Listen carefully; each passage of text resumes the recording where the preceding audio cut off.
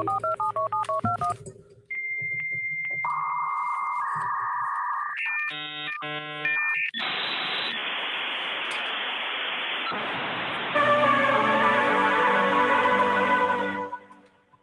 right, good morning, everybody, and welcome to First Things First. I hope you had a wonderful weekend, and I hope you're ready for a shortened holiday work week if you work in the United States.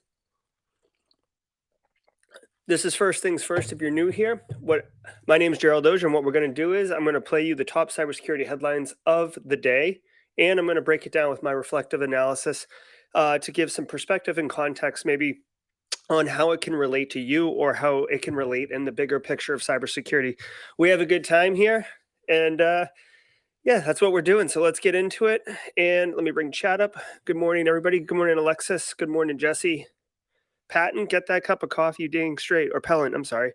Mubariz, good to see you. Arian, my man, good to see you. Ran. Tom, always there in chat. Appreciate it. David, good to see you. BSEC, good morning. Hope you had a good weekend. Josh Lee, I had to put the cans on. My AirPods weren't working this morning. I upgraded to Monterey over the weekend. Didn't know what was going to happen. All right, so let's get into it and have a good time. Let's do it. It's cybersecurity headlines.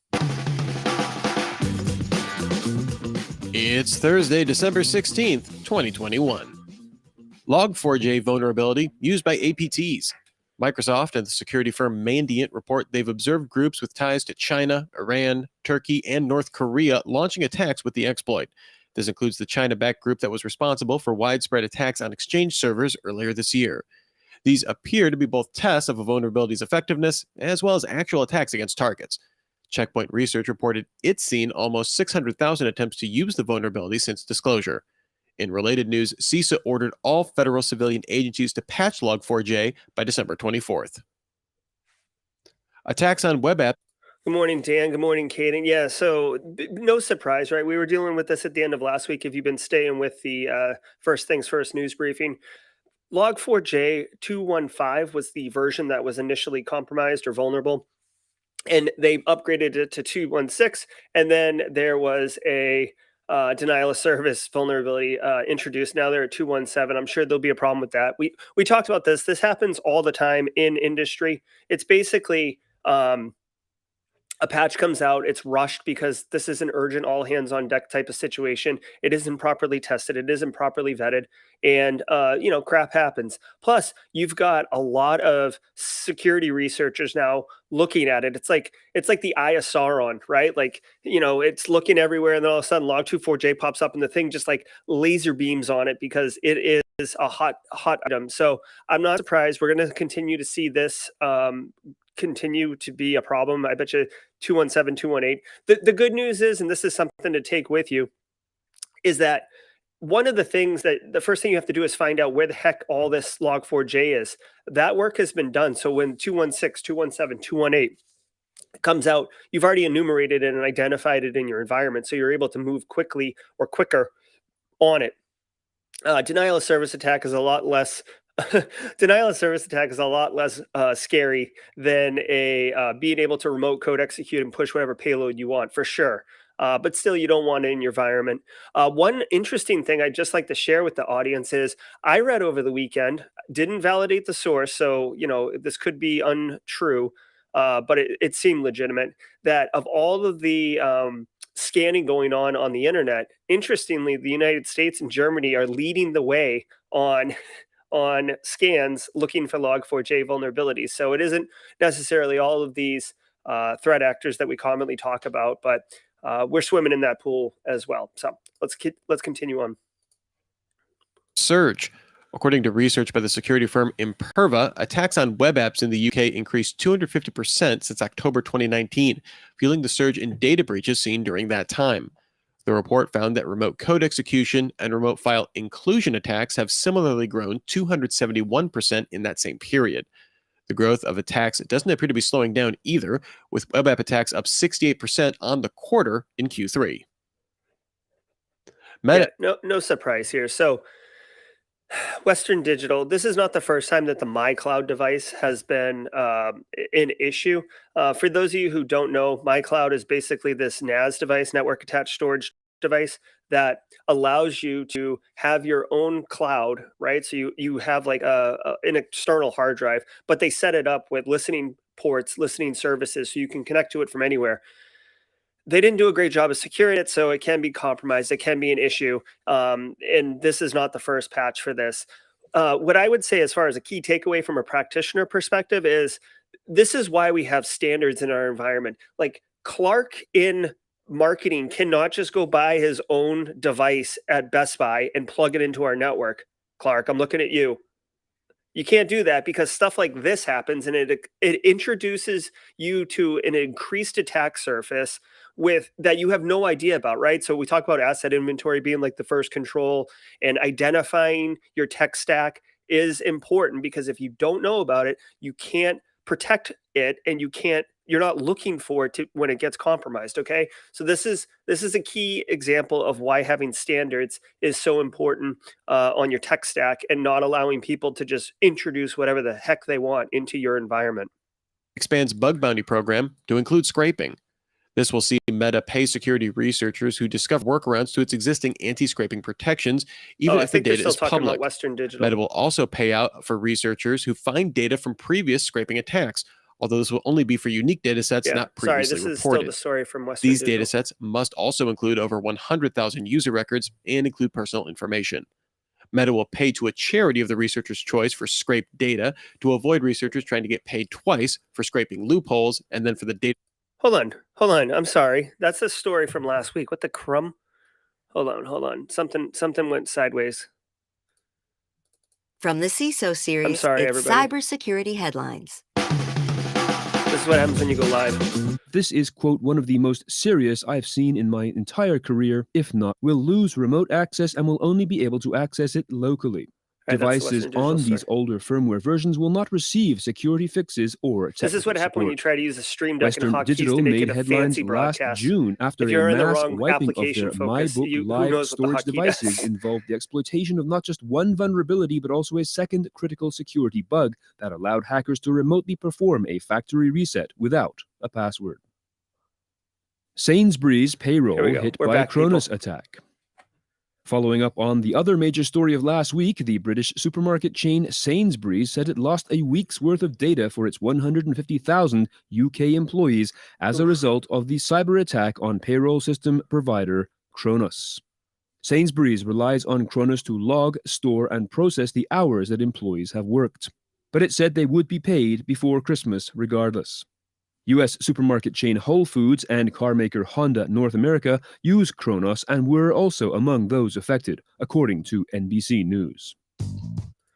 Yeah, no surprise, guys. We talked about this. The impact was going to be that payroll was going to be messed up. It's good to hear that these larger organizations, like 150,000 employee organizations, have the ability to pay staff. They probably have, like, not petty cash, but like access to liquid funds to be able to handle this as an interim solution.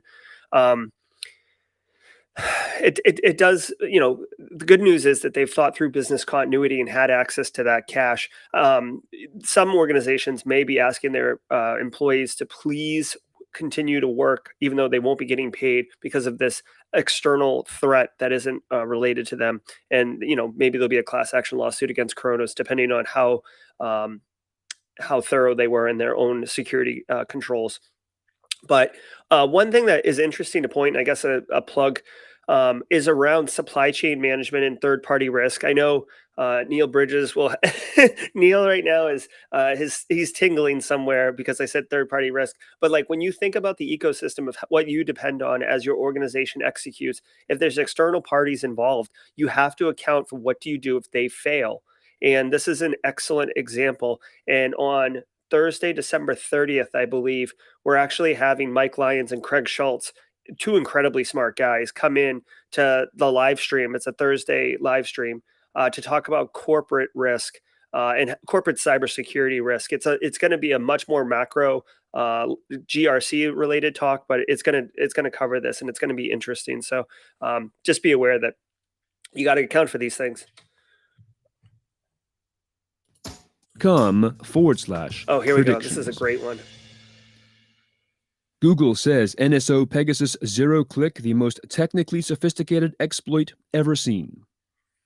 Security researchers at Google's Project Zero have picked apart one of the most notorious in the wild iPhone exploits and found a never-before-seen hacking roadmap that included a PDF file pretending to be a GIF image with a custom-coded virtual CPU built out of Boolean pixel operations. Oh my God. The Google team assesses the so-called forced entry iMessage zero-click exploit used to plant NSO Group's Pegasus surveillance tool on iPhones to be, quote, one of the most technically sophisticated exploits we've ever seen, end quote. The researchers said the sophistication of the exploit is confirmation that the hackers at the Israel-based NSO Group have technical expertise and resources to rival those previously thought to be accessible only to a handful of nation-states. Okay, everybody. So I made a sounder for the show that I've been waiting to use. This one is going to get it. Ready?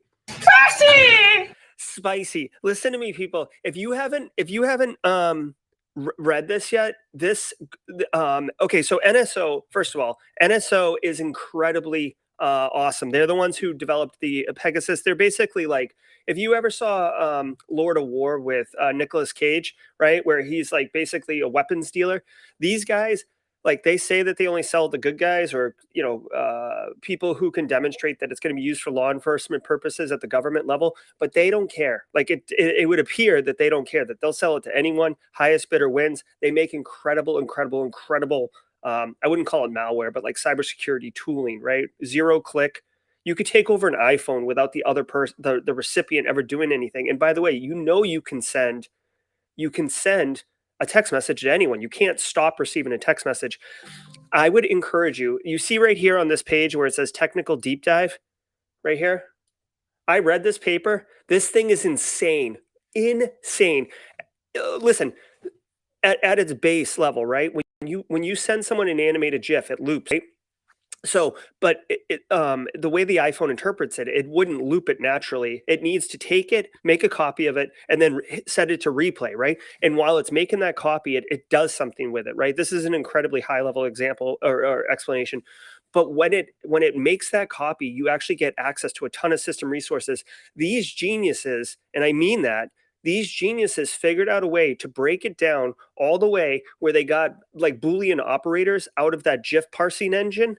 And then they built a computer, because a computer is basically a set of AND and NAND gates, right? That's what a transistor is, right? So they built a computer inside of this GIF engine. And then with that computer they built, they then executed their malware, for lack of a better term, inside that computer. It's insane. It is insane. You'll get a popsicle headache reading this technical deep dive, but if you're interested in how far down the rabbit hole you can go and how insane it is to think of like this level of exploitation, grab this thing, grab 2 cups of coffee, get a blanket, and get into it, because it is one of the most insane papers I've ever read.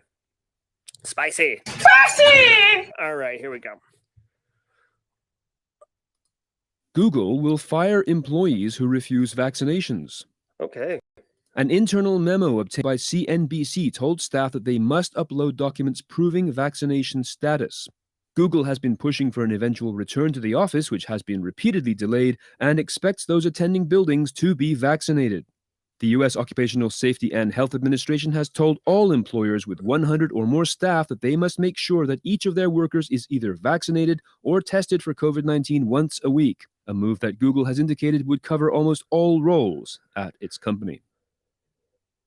All right, so this is an interesting move. Google, huge player in the market, right? International market.